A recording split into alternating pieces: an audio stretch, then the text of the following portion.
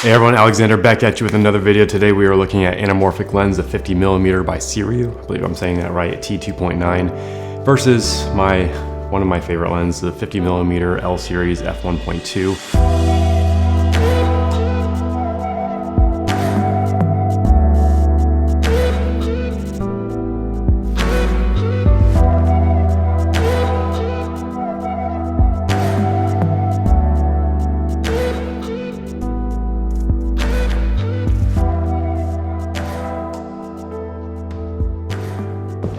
Okay, you saw some very basic footage there comparing the spherical glass versus the anamorphic glass.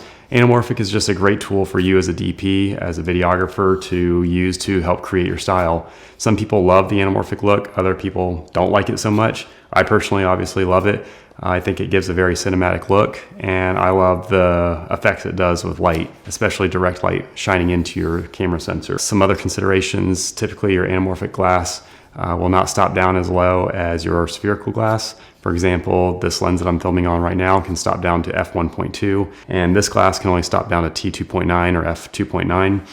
So that's a consideration. Something else you might want to consider is the image quality. The spherical glass, the image is going to be much sharper. This is going to yield a softer image, but again, if you're going for a cinematic look, this might be a more preferred look, a softer image, giving you a more cinematic feel. Something you're going to have to consider is the de-squeezing. In post, you're going to have to de-squeeze the footage to get that wide angle look, and that's going to give you the black bars. Some people add fake black bars on their footage anyway to give it that anamorphic or that widescreen look. This is going to do it automatically, so you're not going to have to worry about adding fake black bars. If you're filming with multiple lens, then you're going to have to fake it on those shots where you used non-anamorphic lens to keep your footage looking consistent, or you can crop the footage in on your anamorphic glass or scale it in so that everything is lining up. So those are some considerations you need to make as well. I had questions on how to de-squeeze it. Basically, you go into wherever you control. I use Final Cut Pro.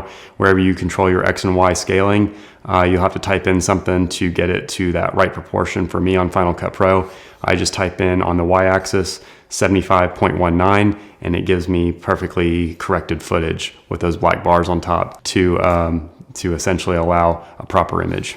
As with anything, glass is always really expensive. These don't have to break the bank. This one was around $1,600, $1,700, I believe.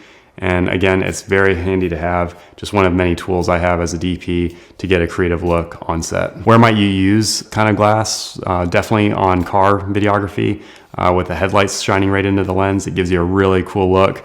Place you might want to use it are on music videos, sometimes on dreamy B-roll settings for weddings, especially with a sunset. That looks really nice. There's a number of ways you can use this lens to get a really cool look. I've had this lens for about 2 years now almost, so it's been long due to give a review on this lens, but it is in fact one of my favorite lenses. I've also done a short review on the YouTube Shorts of my Helios glass by Iron Glass that gives some anamorphic look, but they basically add a filament in the lens to create all sorts of light distortion, but it's not in fact an anamorphic lens. There's also a myriad of filters out there you can use to place on your lens, such as anamorphic adapters and filaments that create all sorts of unique looks. FX Prisms has a lot of unique filters. Check them out. But if you're just looking to go for an old traditional route, anamorphic route, old school, get you one of these. You won't be disappointed. All right, well, that's been my take on the anamorphic lens. Very short, to the point video. Hopefully it's been helpful, because I know I had a lot of questions when I first got the lens. I'm like, whoa, why is the image all weird? I thought the camera automatically de-squeezed it. I had a lot to learn about shooting anamorphic. It's definitely a different style. Also, one thing, anamorphic, they're always going to be manual focus, so prepare to have an AC or be pulling focus the whole time on set. But other than that, I hope you've enjoyed this video. My name is Alexander Jawfox. I'm an aspiring cinematographer here in the Richmond, Virginia area. For the past 6-7 years, I've been a photographer and videographer. So I'm on this new journey of learning cinematography and embracing a whole new slew of projects. So I plan on taking you all with me along the ride. If you're interested in seeing my journey, seeing that ride, consider subscribing. If this has been helpful, consider a thumbs up. You can find me on Instagram at Alexander Jawfox, and you can... Yeah, it's okay. And yeah. Hello. Very nice. Yeah, I'll catch you next time.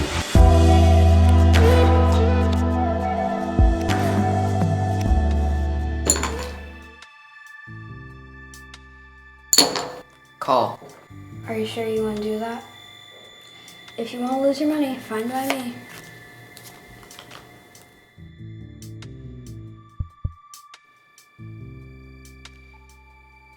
$300. Call.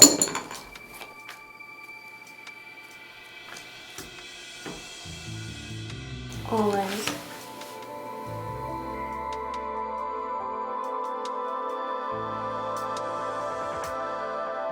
All in. Straight flush. Beat that.